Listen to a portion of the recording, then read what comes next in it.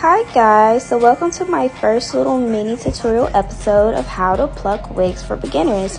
So as you see, what I'm going to do first is start combing my hair back on the wig, and that's just so remove any stray hairs out the way. The style of this wig was a deep side part, so the first thing that I'm going to do is part out a small section of hair. And the reason for doing this, I really just want to thin out the beginning hairline just a little bit. I could have overall plucked more, but that wasn't the look I was going for my client. So now, as you see, I have my tweezers. I tend to pluck downwards, and I just go in there and pluck. I don't really have a specific motion, pluck here and then pluck there. I literally just go in and thin out what catches my eye.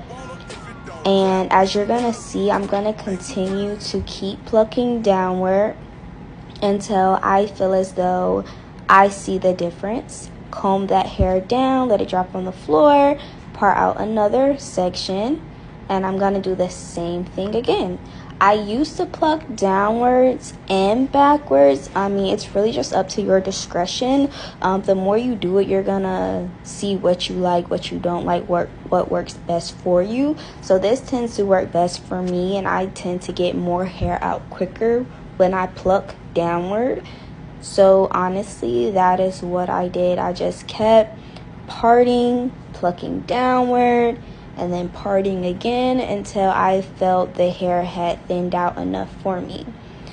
So as you see again, and now I'm checking just to see. You see how it looks a little thinner, like it's less thick. That's what you want. And some people might like it like this, or some people might continue to do more. I wanted to do more. And as you can see, I'm not gonna touch the other side of this 5x5 lace. If you want to see more, tune in and come back to my next tutorial. That'll show you how I plucked that side with my deep side part and created baby hair. So if you want to learn how to create baby hair on your wigs like a professional for your glueless wigs, so all you have to do is literally pop them on, tune in, and come to my next tutorial. Thanks guys.